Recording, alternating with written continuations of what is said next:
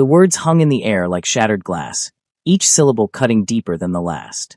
I, Moon Kongwu, Alpha of the Kong Pack, reject you, Sun Jindan of the Kong Pack. I stood there in the clearing behind the pack house, the autumn wind biting at my skin, though I barely felt it. All I could feel was the devastating howl of Ku, my inner wolf, as he thrashed inside me. The mate bond that had only just snapped into place mere hours ago was now being severed, torn apart like tissue paper. Moon Kongwu stood before me, his expression carved from stone. His dark eyes, those eyes I'd dreamed about since I was a teenager, held no warmth, no recognition of what we could have been. He was breathtaking even now, tall and broad-shouldered, his sharp jawline catching the fading sunlight. His black hair was pushed back carelessly, and he wore his usual dark suit that made him look more like a CEO than a pack alpha. Behind him, I could see Junsam, the Omega Kongwu had chosen instead of me. Junsam's lips curved into a satisfied smirk, his expensive cologne wafting toward me on the breeze. He was everything I wasn't, polished, sophisticated, from a prestigious family. His pheromones were intoxicating to most of the pack, a perfect complement to an alpha. I was just me, Sun Jindan, the Omega who worked at the pack's community center, who preferred books to parties, who'd never quite fit in with the elite circles. My chest felt like it was caving in, but I wouldn't give them the satisfaction of seeing me break. Not here. Not now. I lifted my chin, meeting Kongwu's cold gaze. I, Sun Jindan of the Kong Pack, accept your rejection. The words tasted like ash on my tongue. The moment I spoke them, the bond shredded completely. Pain lanced through my body, so intense I thought I might collapse. Ku let out one final, mournful howl before retreating deep into my consciousness, wounded and broken. Kongwu's expression flickered, just for a second, with something that might have been regret. But then Junsam stepped forward, threading his arm possessively through the alphas. Come on, Wu, Junsam purred, his voice dripping with false sweetness. We have the mating ceremony to plan. Unless... He glanced at me with barely concealed disdain. You need more time to deal with this. No, Kongwu said, his voice flat. We're done here. They turned to leave, and I watched them go, my fists clenched at my sides. Every instinct screamed at me to call him back, to beg, to ask why I wasn't enough. But I had more pride than that. I waited until they disappeared into the pack house before I let myself sink to my knees on the grass. 3 months had passed since that day, and I'd learned to build walls around the hollow space where the bond had been. I threw myself into work at the community center, avoided pack gatherings where I might see Kongwu and Junsam together, and tried to ignore the pitying looks from other pack members. Tonight, I was working late, organizing donated books in the children's section, when the lights flickered. I froze, my wolf senses immediately on alert. The community center should have been empty except for me. Hello. I called out, my voice echoing in the silence. No response. I set down the stack of books and moved cautiously toward the main hallway. The lights flickered again, and this time I caught a scent unfamiliar, dangerous, wrong. Before I could react, a hand clamped over my mouth from behind, and I felt the prick of a needle in my neck. Shoo, a voice whispered against my ear. Don't struggle. We've been looking for you for a very long time, little Omega. Panic surged through me. I thrashed, trying to call on Ku for strength, but the wolf was still too wounded, too weak. Whatever they'd injected me with was fast-acting. My limbs grew heavy, my vision blurred. Finally, another voice said, this one female. The last of the moon-blessed Omegas. Do you have any idea how valuable you are? Moon-blessed? What were they talking about? I tried to speak, to demand answers, but my tongue wouldn't cooperate. Darkness crept in at the edges of my vision. The last thing I heard before unconsciousness claimed me was, the order will be pleased. Take him to the compound. I woke to the sound of raised voices. My head pounded, and my body felt like it was weighted down with lead. Slowly, carefully, I cracked my eyes open. I was lying on a cold concrete floor in what looked like a basement. The walls were bare, and a single bulb hung from the ceiling, casting harsh shadows. The voices were coming from beyond a metal door. Can't just take pack members. That voice. My heart stuttered. That was Kongwu. We have every right, an unfamiliar male voice responded. The treaty between the Order and the packs clearly states. I don't care about your treaty. Kongwu's voice was a growl now, his alpha power radiating even through the walls. You took someone under my protection without permission. Your protection? The stranger laughed mockingly. I heard you rejected this one. Why do you care? There was a long, tense silence. That's not relevant, Kongwu finally said, but there was something strained in his voice. He's still part of my pack. My chest tightened with a confusing mix of emotions: anger, longing, bitter satisfaction that he seemed to care, at least a little. "The Omega stays with us," the stranger said firmly. "He has abilities he doesn't even know about yet. Abilities that could change everything. The Order needs him. Like hell." The door suddenly burst open, and I quickly closed my eyes, feigning unconsciousness.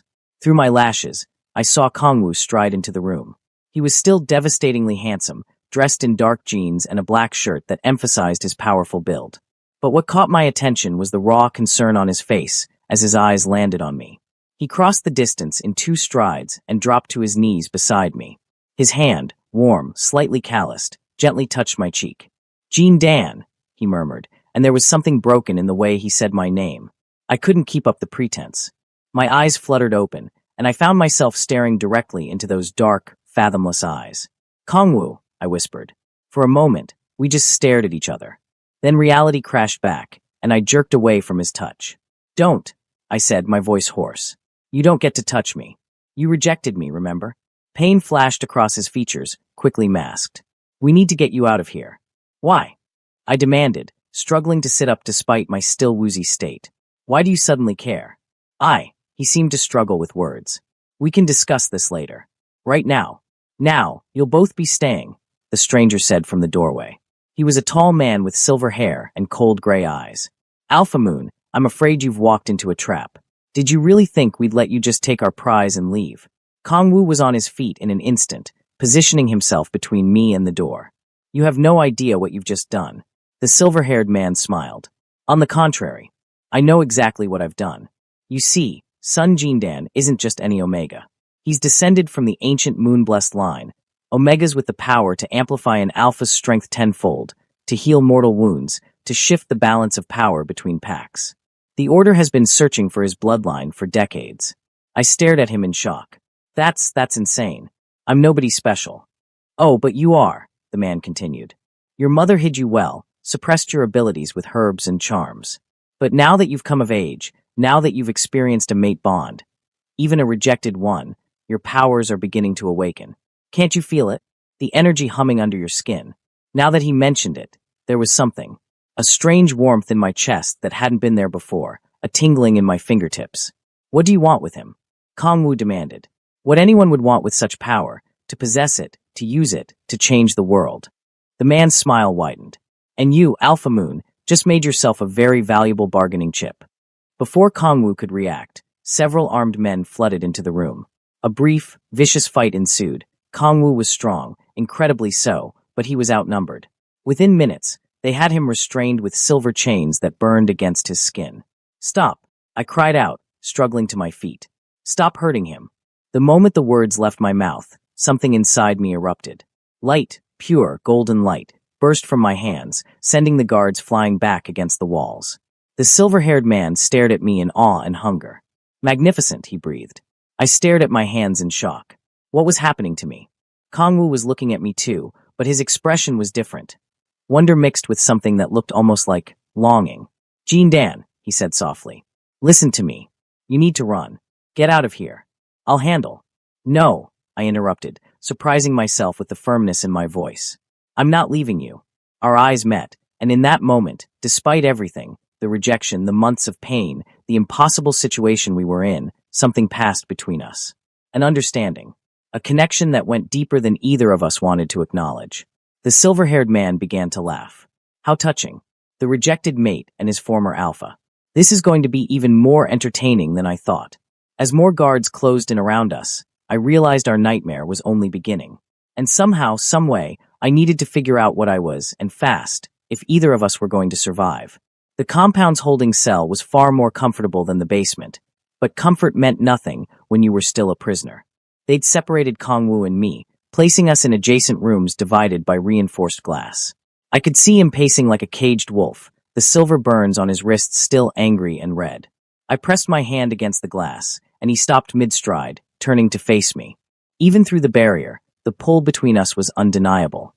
Confusing. Infuriating. "Are you hurt?" he mouthed. I shook my head, though it was a lie. Everything hurt, my body, my heart, my pride. But physical pain I could handle.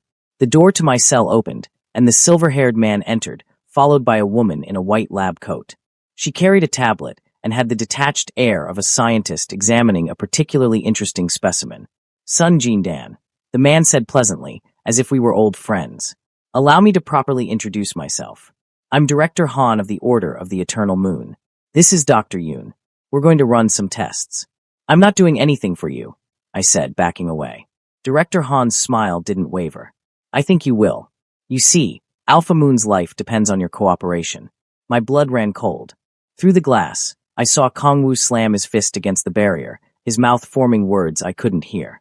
You see, Director Han continued, the silver chains are slowly poisoning him. In about 48 hours, the toxin will reach his heart. But if you cooperate with our tests, we'll administer the antidote. You're lying, I said, but my voice shook. Dr. Yoon spoke for the first time, her voice clinical. Alpha wolves are particularly susceptible to extended silver exposure.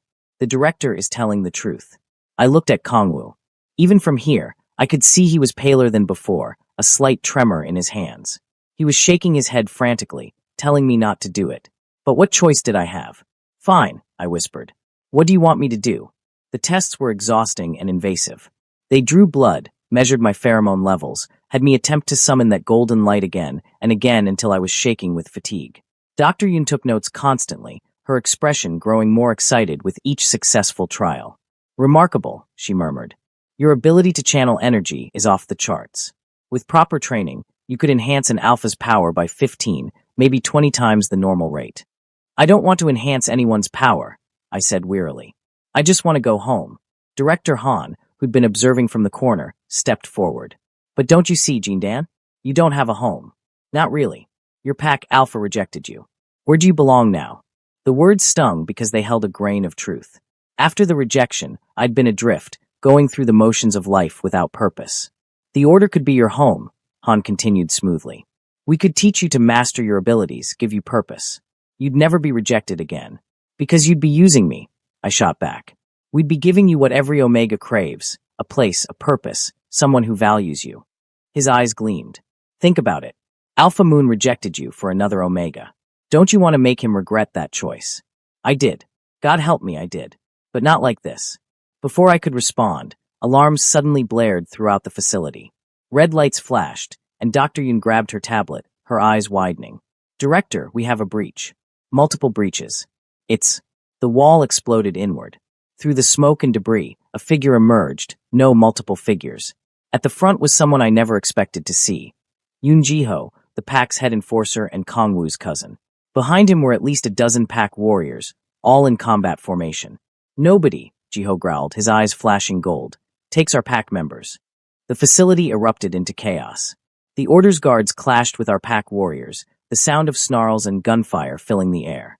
Jiho fought his way toward me with brutal efficiency, while Director Han and Dr. Yoon fled through a side exit. Jindan. Jiho reached me, quickly working on the electronic lock on my restraints. Are you hurt? Can you move? I'm fine, but Kongwu. I know. We're getting him out too. The restraints clicked open. Can you walk? I nodded, and he pulled me toward the shattered wall. But before we could escape, I heard a voice that made my blood run cold. Leaving so soon, Junsam stepped into view, and he wasn't alone. Behind him were more Order guards, and they had Kongwu, still bound in silver chains, held between them. Jiho went rigid. Junsam? You're working with them? Junsam's handsome face twisted into something ugly. Did you really think I became Kongwu's chosen mate by accident? The Order has been planning this for months. We needed someone close to the Alpha, someone who could deliver both him and the moon-blessed Omega. I felt sick. You used him. You used all of us. Don't look so betrayed, Junsam sneered. This is just business. The Order promised me power, status beyond what any mere pack could offer. All I had to do was play the devoted mate and wait for you to manifest your abilities. He smiled cruelly. The rejection was necessary, you know. Trauma accelerates the awakening process in moon-blessed Omegas. Kongwu, who'd been silent until now, spoke. His voice was weak, but filled with rage. You manipulated everything. From the beginning. Of course I did. Did you really think your feelings for me were genuine? Junsam laughed. I'm an excellent actor, and you were so easy to fool. So desperate for the perfect mate. I watched Kongwu's face, saw the moment his heart broke just as mine had 3 months ago. Despite everything, despite the rejection and the pain, I felt a surge of protectiveness toward him. Let him go, I said, stepping forward. Your fight is with me, isn't it? I'm the one you want. Jun Sam's eyes gleamed, finally showing some sense. Yes, you're the prize. But the alpha is useful leverage. Jindan, no, Kongwu started, but I cut him off. I'll go with you willingly, I said. I'll let you run your tests, use my abilities, whatever you want. Just let him go. Let all of them go. Jiho grabbed my arm. Are you insane? Maybe I was. But looking at Kongwu, pale, poisoned, betrayed, I knew I couldn't let him die. Not like this. Whatever he'd done to me, whatever pain he'd caused, he was still my mate. The bond might be broken, but something deeper remained. I mean it, I said to Jun Sam. You have my word. Jun Sam studied me for a long moment, then smiled. How noble. How utterly Omega of you. He nodded to the guards. Release the alpha. We have what we came for. No. Kongwu lunged forward, but the silver had weakened him too much. He collapsed to his knees. Jindan, don't do this. Don't sacrifice yourself for me. I don't deserve. I know you don't, I said softly, meeting his eyes one last time. But I'm doing it anyway. As the Order's guards closed around me, as Jiho and the pack warriors were forced back, I saw something in Kongwu's expression that looked almost like love. Or maybe regret. Or maybe I was just seeing what I wanted to see. The last thing I heard before they dragged me away was his voice, raw with anguish. I'll come for you.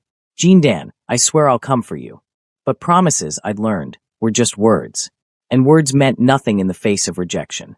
They took me deeper into the compound, to a wing I hadn't seen before. The corridors here were older, lined with strange symbols that seemed to pulse with their own light. My skin prickled with unease as we descended.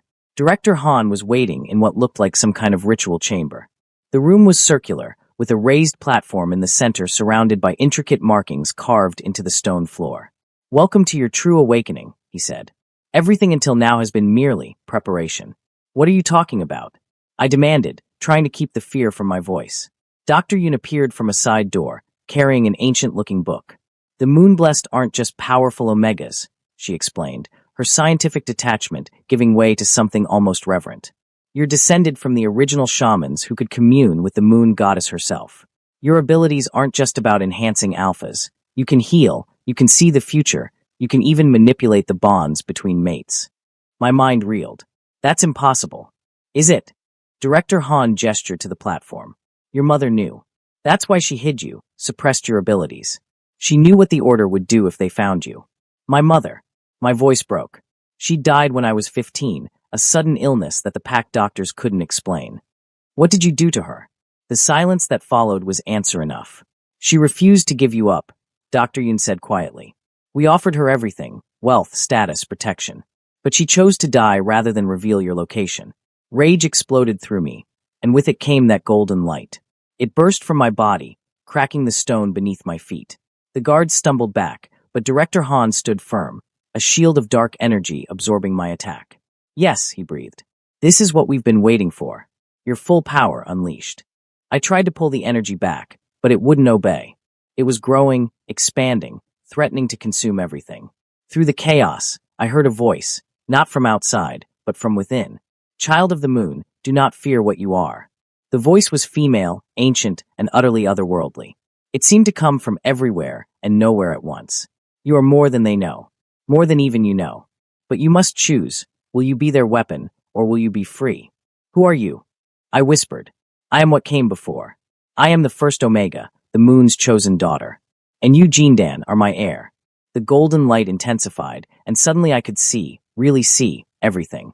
The threads of fate connecting every person, every choice, every possible future.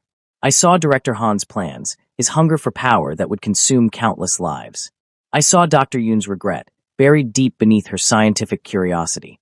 I saw Jun Sam's twisted soul, corrupted by jealousy and ambition. And I saw Kongwu. He was fighting his way back into the compound despite his injuries, Jiho and the pack warriors at his side.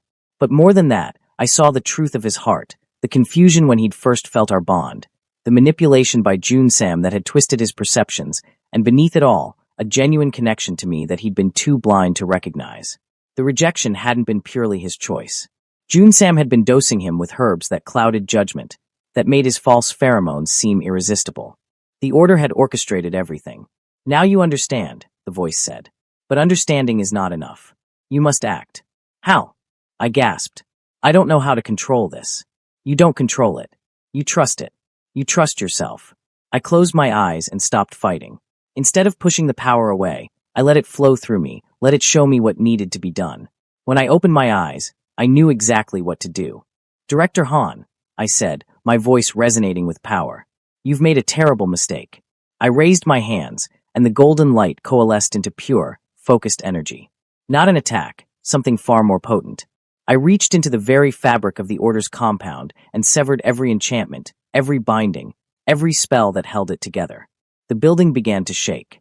What have you done? Director Han shouted over the rumbling. I've set everyone free, I said simply. Every prisoner you've taken, every Omega you've enslaved, every wolf you've bound. All of them free. Chaos erupted as cells throughout the compound burst open. Dozens of captives, some who'd been here for years, poured into the corridors.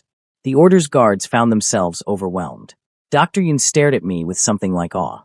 You're undoing decades of work in seconds. Good, I said. It was work that should never have been done. An explosion rocked the chamber. Kongwu and the pack warriors had breached the final barrier. He burst through the doorway, looking half dead but absolutely magnificent in his fury. Our eyes met across the chaos, and something clicked into place. Jin Dan. He started toward me, but Jun Sam appeared from the shadows, a blade in his hand. If I can't have the alpha, Jun Sam snarled, no one will. He lunged at Kongwu, but I was faster. The golden light shot from my hands, forming a barrier between them. Jun Sam's blade shattered against it. Enough, I said, and my voice carried the weight of centuries. Your manipulation ends now. I reached out with my power and did something I'd never imagined possible. I severed the false mate bond between Jun Sam and Kongwu, the one that Jun Sam had artificially created with herbs and deception. Kongwu gasped as the fraudulent connection broke, clarity flooding his eyes. You, all this time you were. Using you, I finished. Yes. Jun Sam let out a scream of rage and desperation, but Jiho and two other warriors seized him before he could attack again. Director Han, seeing his plans crumbling, made one last desperate move. He pulled out a strange device and aimed it at me. If we can't have you, we'll make sure no one can.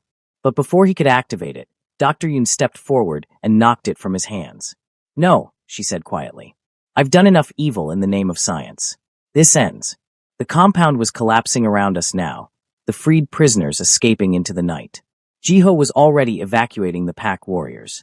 We need to go, he shouted. This whole place is coming down.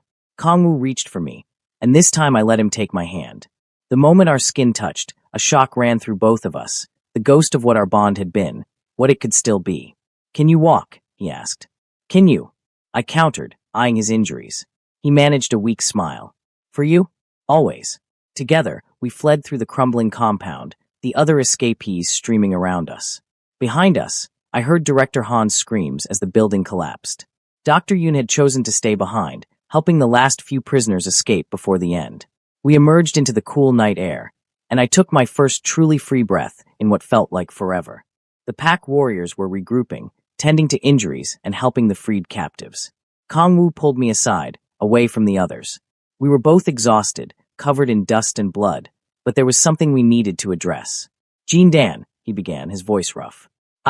God, where do I even start? I'm sorry. I'm so sorry for everything. I was blind, manipulated, but that's no excuse. I rejected you, hurt you, and... I know, I interrupted. I saw it all. What Jun Sam did, how he controlled you. But Kongwu, I met his eyes. Even without his manipulation, would you have chosen me? Really? He was quiet for a long moment. I don't know, he admitted. And that's what I hate most. I don't know if I would have had the courage to accept a mate who was male, I supplied. An Omega. Someone who didn't fit your perfect image of what a mate should be. Yes, he said, and at least he was honest. I don't know if I would have been brave enough then.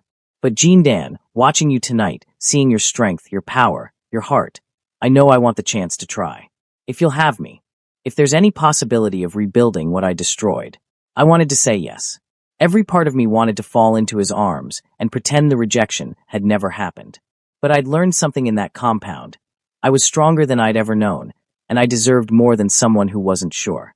I can't, I said softly. Not yet. Maybe not ever. You broke something in me, Kongwu, and I need time to heal it myself before I can even think about letting anyone else in. Pain flashed across his face, but he nodded. I understand. and I'll wait, however long it takes. Don't wait for me, I said. Live your life. Figure out who you are without June Sam's influence, without the Order's schemes. And maybe, if we're meant to be, we'll find our way back to each other. He reached out and gently cupped my face. Can I kiss you? Just once. Not as your alpha, not as your mate, but just as me. I should have said no. But I wanted to know, needed to know, if there was anything real between us beneath all the manipulation and pain. Yes, I whispered. He leaned in slowly, giving me every chance to pull away. When his lips finally met mine, it was nothing like I'd imagined. There was no desperate passion, no overwhelming heat. Instead, it was gentle, questioning, hopeful. His hand trembled against my cheek, and I could feel his heart racing against mine. When we pulled apart, there were tears in both our eyes. Goodbye, Kangwoo, I said. Not goodbye, he corrected. Just see you later. I nodded and turned away before I could change my mind, walking toward where Jiho was waiting with a vehicle to take us home. As we drove away from the ruins of the Order's compound, I looked back one last time. Kangwoo stood in the moonlight, watching me go, and I wondered if we'd ever get a second chance at the love we'd lost. The pack house felt different when I returned. Or maybe I was the one who had changed. The Omega who'd been rejected was gone, replaced by someone who'd touched the power of ancient magic and survived. The freed captives from the Order's compound had been distributed among allied packs for care and rehabilitation. Our pack had taken in 7 of them, and I found myself naturally drawn to helping them adjust.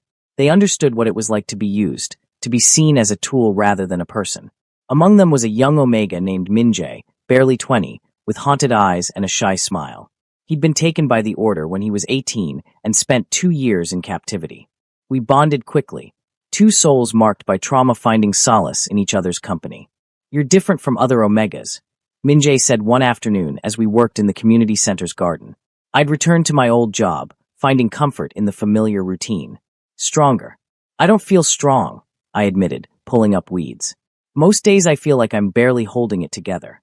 That's what strength is, though, he said thoughtfully. Holding together when everything wants to fall apart. Over the following weeks, I threw myself into rebuilding my life.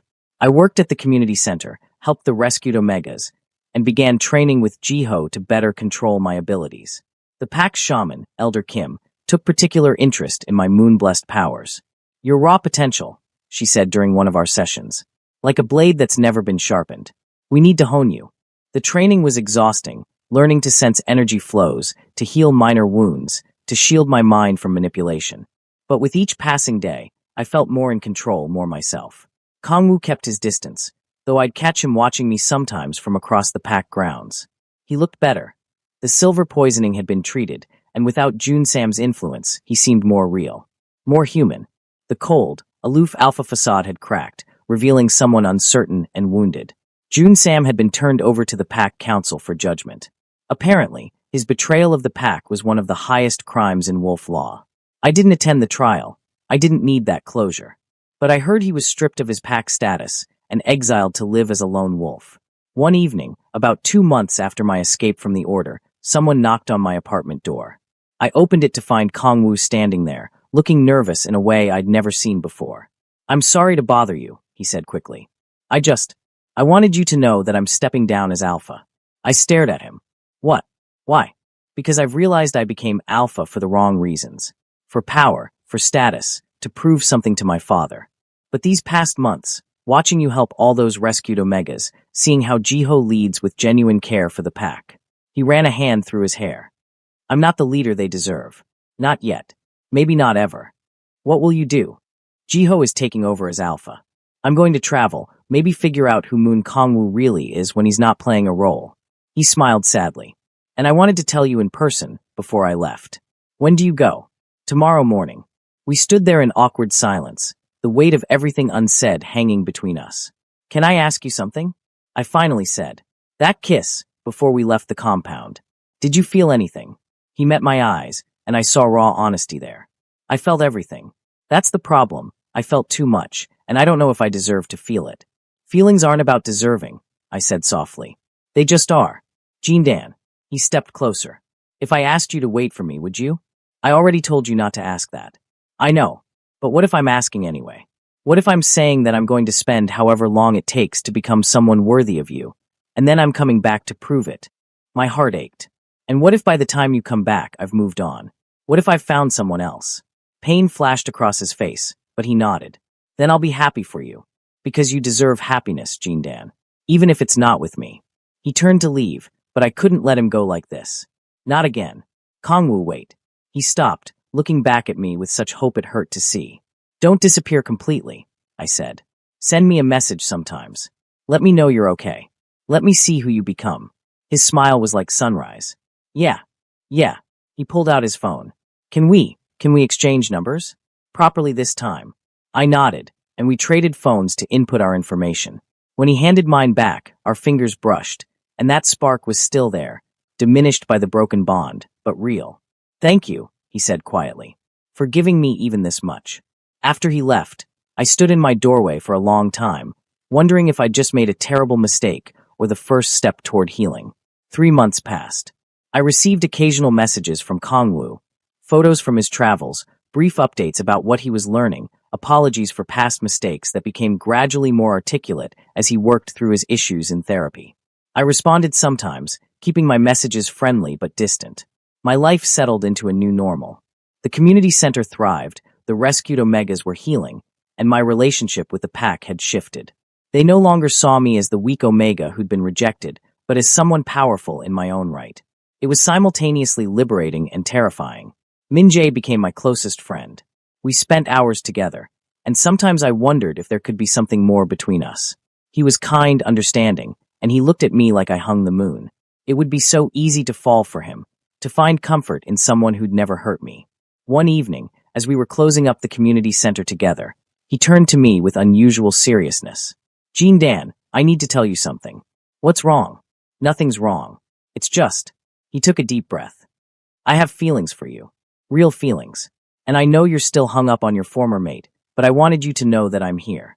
If you ever want to try something real with someone who's here, not traveling the world trying to find himself. My chest tightened. Minjae deserved honesty. I care about you, I said carefully. So much. You've become one of my best friends. But I don't think I can give you what you're asking for. Not because of Kongwu, but because I'm still figuring out who I am after everything that happened. I know, he said with a sad smile. I just needed to say it. To give us both the chance to see if there could be something more. And now I know. And that's okay. Friends is good. He bumped my shoulder gently. Friends is great, actually. That night, alone in my apartment, I finally admitted something to myself. I wasn't holding on to Kongwu because I loved him. I was holding on because letting go meant truly accepting that the mate bond I'd dreamed of my whole life was gone. It meant accepting that my fairy tale had ended before it began. But maybe that was okay. Maybe I didn't need a fairy tale. Maybe I just needed to write my own story. I picked up my phone and sent Kongwu a message. I'm ready to move on. I think you should too. Take care of yourself. His response came almost immediately. Are you sure? Yes. We're not meant to be, and that's okay. I hope you find what you're looking for. There was a long pause before his next message. What if what I'm looking for is you? Then you're looking for the wrong thing. I'm not who you think I am. I'm not the Omega who could complete you or fix you or be your redemption arc. I'm just me, and I need to be enough on my own before I can be anything to anyone else. You're right. I'm sorry. Thank you for being honest with me. You're welcome. Goodbye, Kongwu. Goodbye, Jindan.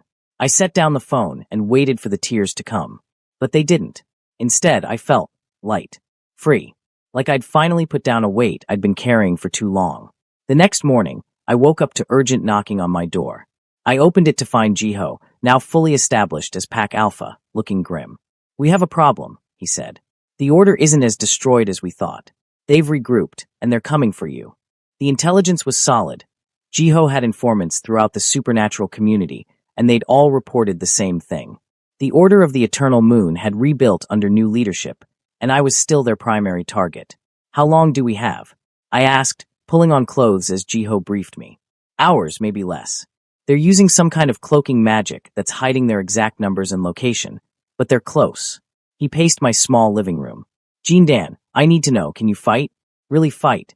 Because we can evacuate you, hide you, but they'll just keep coming. I thought about the power I'd felt in the Order's compound, the ancient voice that had guided me, the abilities Elder Kim had been helping me develop. Yes, I said firmly. I can fight. Good. Because we're going to need everything you've got. Within the hour, the pack house was a flurry of activity. Warriors armed themselves, Omegas and children were evacuated to secure locations, and defensive perimeters were established. I stood in the center of it all, feeling the weight of responsibility settle over me. Minjae found me as I was preparing. "Let me help," he said. "I might not be moon-blessed, but I'm stronger than I look." "Minjae, you don't have to." "Yes, I do. The order took 2 years of my life. I want to take something back." I saw the determination in his eyes and nodded. "Stay close to me. I'll do my best to keep you safe." Elder Kim approached, carrying a small vial of shimmering liquid. "Drink this," she instructed. "It's a mixture that will help you access your full power without burning out. The moon-blessed are strongest under moonlight, and tonight." She glanced at the sky. "Tonight is a full moon." I drank the mixture, feeling immediate warmth spread through my body. The world suddenly seemed sharper, more vivid. I could sense the energy of every living thing around me. Pack members preparing for battle, small animals in the forest, even the ancient trees that surrounded the pack lands. "Remember," Elder Kim said, "your power isn't just destruction. You can heal, shield, strengthen others. Trust your instincts." The attack came just after sunset. They emerged from the forest like shadows given form. Order soldiers in black tactical gear, mages in ceremonial robes, and at their center, someone I recognized. Dr. Yoon. But she wasn't leading them. She was their prisoner, bound and gagged, being dragged forward as a shield. "Sun Jindan." A voice called out from the order's ranks. A woman stepped forward, tall and regal, with silver-white hair and eyes that gleamed with fanatical zeal. "I am High Priestess Sumin, and I speak for the Reformed Order. Surrender yourself, and we'll spare your pack. Resist, and we'll paint these grounds with their blood." Jiho stepped up beside me, every inch the alpha. "This pack doesn't negotiate with terrorists." Sumin smiled coldly. "How noble. How foolish." She gestured, and her mages began to chant. Dark energy coalesced around them, forming into massive shadow creatures that lumbered toward our defensive line. "Now!" Jiho shouted, and the pack warriors engaged. The battle was chaos. Wolves and shadow creatures clashed, magic flew through the air, and the sound of combat filled the night. I stood at the center, channeling my power to shield our warriors, to heal their wounds, to give them strength. But it wasn't enough. The order had come prepared this time, with magic specifically designed to counter mine. For every warrior I healed, 2 more fell. For every shield I raised, they found a way through. Minjae fought at my side, his movements quick and efficient despite his smaller Omega frame. But even his determination couldn't change the fact that we were being overwhelmed. "Jindan." Jiho's voice cut through the chaos. "We need to retreat. We can't win this." He was right. But if we retreated, the order would follow. They'd hunt us down one by one. This had to end here, tonight. I looked up at the full moon hanging heavy in the sky and made a decision. "Cover me." I shouted to Minjae and Jiho. "I need 2 minutes." I didn't wait for their response. I closed my eyes and reached deep within myself, past the training Elder Kim had given me, past the fear and doubt, all the way down to that ancient power I'd touched once before. "Child of the moon," the voice returned, clearer now. "Are you ready to accept what you are? To claim your full inheritance?" "Yes," I whispered. "Whatever it takes to protect my pack." "Then open yourself to me. Let me show you what you truly are." I did. Power flooded through me. Not the gentle golden light I'd wielded before, but something vast and terrifying and beautiful. I felt connected to every Omega who'd ever lived, every moon-blessed who'd come before me. All the way back to that first Omega, the moon goddess's chosen daughter. My body lifted off the ground, suspended in silver light. The battle paused as both sides turned to stare. "Impossible," Sumin breathed. "You're manifesting the full avatar form. No moon-blessed has achieved that in 300 years." I opened my eyes, and I knew they were glowing with lunar radiance. When I spoke, my voice carried the weight of ages. "You sought to use what you don't understand. You sought to cage what was meant to be free. Your order ends tonight." I raised my hands, and moonlight answered. It poured down from the sky, not just illuminating, but empowering every member of my pack, while driving back the order's shadow creatures. The dark magic that had given Sumin's forces their advantage simply dissolved. "No!" Sumin shrieked. "Attack! Kill him!" But her soldiers were already retreating, their will broken by the sheer display of power. Even the mages were backing away, their dark magic useless against the moon's light. I descended slowly, my feet touching the ground once more. The avatar form was already fading. I couldn't maintain it for long, but I'd done what was needed. The order's forces were scattered, their attack broken. Sumin stood alone, defiant to the end. This isn't over, she spat. We'll return. We'll. No, I said quietly. You won't. I reached out with my power, not to harm her, but to show her the truth. I let her see through my eyes, the pain the order had caused, the lives destroyed, the love twisted into manipulation. I showed her what they'd done to my mother, to Dr. Yoon, to Min Jae and countless others. When I released her, she collapsed to her knees, tears streaming down her face. I didn't know. We thought we were saving the world, preserving power for the greater good. You were hurting people, I said. And now it stops. Jiho and the pack warriors moved forward to take Sumin and the remaining order members into custody. I went to where they'd left Dr. Yoon, removing her gag. Thank you, she whispered. I tried to stop them, but after the compound fell, they blamed me for the failure. I'm so sorry, Jindan, for everything I did. I know, I said, helping her to her feet. And now you have a chance to make it right. Help us dismantle the order completely. Make sure this never happens again. She nodded, still crying. I will. I promise. As the pack began tending to the wounded and securing prisoners, I felt the last of my power drain away. My legs buckled, but Min Jae was there to catch me. Easy, he said gently. You did it. You saved us all. We saved each other, I corrected. That's what packs do. Jiho approached, a mixture of awe and concern on his face. I've never seen anything like that. Are you okay? Tired, I admitted. Really, really tired. Get some rest. We'll handle the cleanup. He paused. Jindan, what you did tonight. You're not just any Omega. You're not even just moon-blessed. You're something more. I'm still just me, I said, but even I wasn't sure if that was true anymore. That night, after the wounded were healed and the prisoners secured, after the pack had celebrated their victory and mourned their losses, I stood alone on my apartment balcony, looking up at the moon. My phone buzzed. A message from an unknown number. I heard about the battle. Are you okay? It was Kongwu. Of course it was. I'm fine. We won. I should have been there. To help. To protect you. I didn't need protection. I needed to learn I could protect myself. There was a long pause before his response. You're right. I'm sorry. I'm glad you're safe. I almost put the phone away, but something made me ask, where are you now? Thailand. There's a monastery here that teaches meditation and self-discipline. I've been learning a lot about myself, about what I want, about what matters. And what matters? You do. But I'm finally understanding that what I want doesn't matter if it's not what you want too. So I'm working on becoming someone who deserves to want you, even if you never want me back. My chest tightened. Kongwu, I know. I'm not asking for anything. Just wanted you to know I'm still here, still trying, still thinking about you. I stared at those words for a long time before responding. I think about you too. Sometimes. Sometimes is enough. Good night, Jindan. Good night. I set the phone down and wrapped my arms around myself. The mate bond was still broken, still impossible to repair without both of us wanting it with absolute certainty. But maybe there was something else possible. Something new that we could build from the ruins of what we'd lost. Or maybe I was just tired and emotional after a battle that had nearly killed us all. Either way, for the first time since the rejection, I felt like my future wasn't written yet, and that, more than any magic or power, felt like freedom. 6 months after the battle, life had settled into something resembling normal, or at least a new version of normal.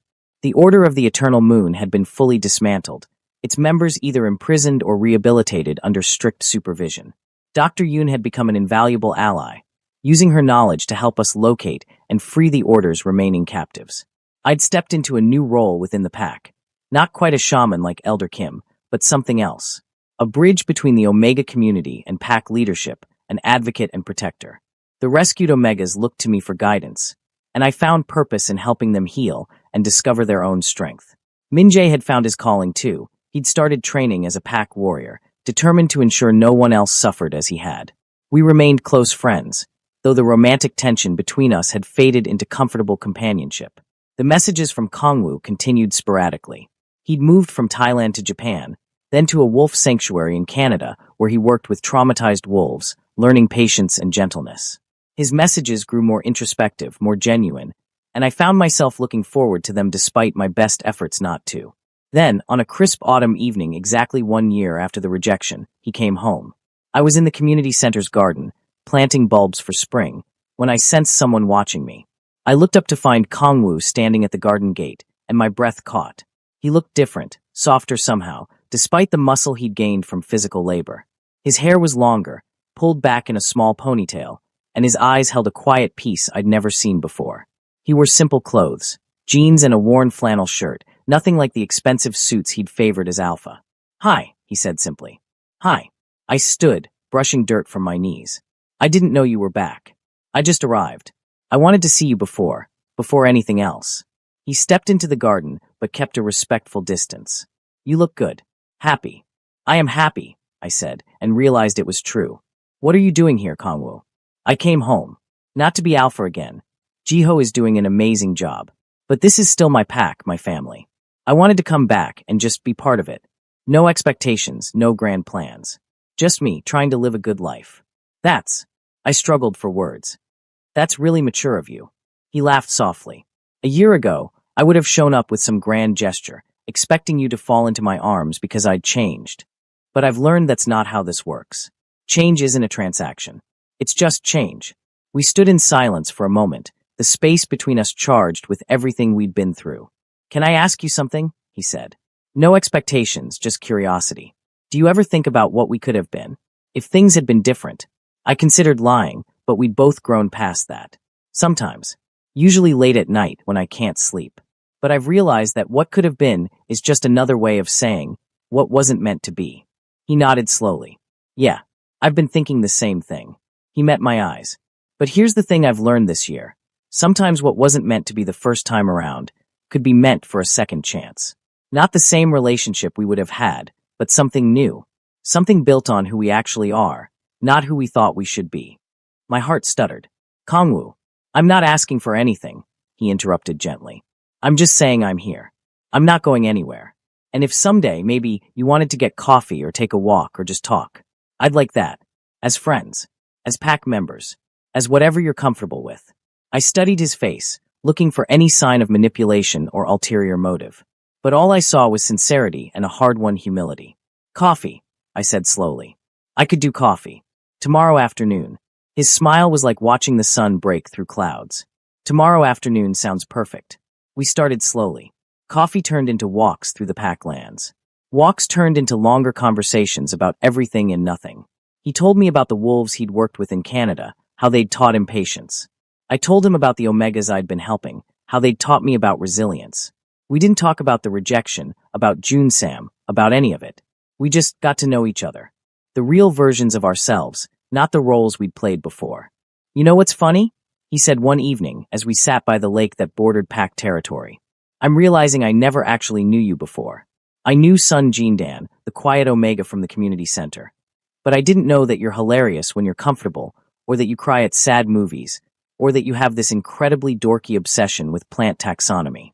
"It's not dorky," I protested, but I was smiling. "And I'm realizing I never knew you either. I knew Moon Kongwu, the cold alpha. But not that you're actually a huge softie who names every animal you meet, or that you're terrified of spiders, or that you sing in the shower." "You can hear me singing?" He looked mortified. "Our apartments share a wall, and you're very enthusiastic." He buried his face in his hands, laughing. "This is so embarrassing." "It's endearing," I said without thinking, then immediately regretted it. But he just looked at me with those warm, open eyes. Yeah, I admitted.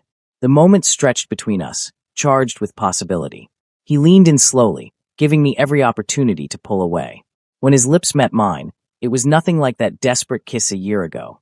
This was soft, questioning, full of promise rather than pain. When we pulled apart, I was trembling. "Kongwu, I need to know something. The mate bond is still broken. It can't be repaired unless we both want it with absolute certainty. I need to know if this us is contingent on that bond, or if it's something else." He took my hand gently. "I spent a year learning to be happy without you, to be complete on my own. And I am. I'm whole without you, Jindan. But that doesn't mean I don't want you in my life. Not because some mystical bond says we're meant to be, but because I choose you. Every day I choose you." Tears spilled down my cheeks. "I choose you too. Not as my alpha, not as my fated mate, but as Kongwu. Just Kongwu." "Is that enough?" he whispered. "Can we build something real from that?" "I think so," I said, "if we're both willing to try." We took it slow, painfully slow by pack standards, where mate bonds usually led to immediate commitment. But we'd learned that sometimes the slow path was the right one. We dated like normal people. Movies and dinners, inside jokes, and shared hobbies. We had arguments, real ones, where we actually communicated instead of one of us shutting down. We learned each other's boundaries and respected them. 3 months into our new relationship, lying in his bed after a long day, he traced patterns on my bare shoulder and said, "I have a confession." "Should I be worried?" I asked drowsily. I think I'm in love with you. Not because of a bond, not because you're moon-blessed or powerful or any of that. Just because you're you. Because you make terrible puns and you're kind to everyone and you're strong enough to have forgiven me when you had every right not to." I rolled over to face him, my heart full. "I think I'm in love with you too. The real you. Not the alpha, not the mate that could have been. Just Kangwoo." "Is it enough?" he asked, echoing his question from months ago. "Can it be enough without the mate bond?" I thought about it seriously. The mate bond was supposed to be the ultimate connection, the cosmic certainty that two souls belonged together. But what we had felt more real than any mystical certainty. It was a choice we made every day. "It's more than enough," I said, "because we chose this. We built this ourselves from nothing. And that makes it ours in a way a predestined bond never could be." He kissed me then, deep and sweet and full of promise. And later, when we made love, it wasn't the desperate, fated passion of true mates. It was something better, the intimate knowledge of two people who'd chosen each other, who'd worked for this, who'd earned every moment of connection. 1 year after Kangwoo's return, we stood before the pack in an official bonding ceremony. Not a mate bond. That was still broken, still impossible, but a chosen bond. A commitment we made with our eyes open, without cosmic compulsion, with nothing but our own free will. Elder Kim performed the ceremony, binding our wrists together with silver cord.